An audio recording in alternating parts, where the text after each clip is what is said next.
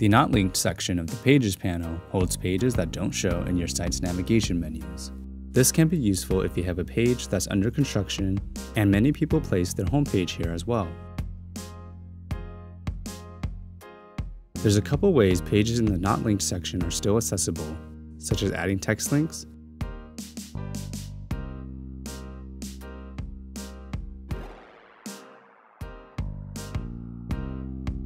linking images with a click-through URL,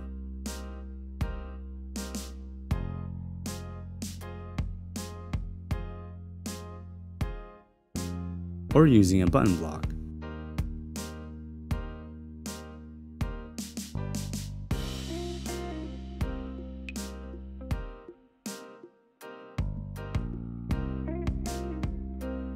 If you're working on a page that's not ready yet, you can disable the page and place them in this section.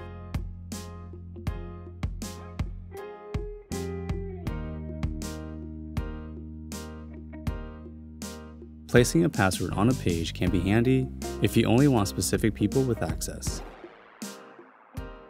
Let us know if you have any other questions. We're always here to help.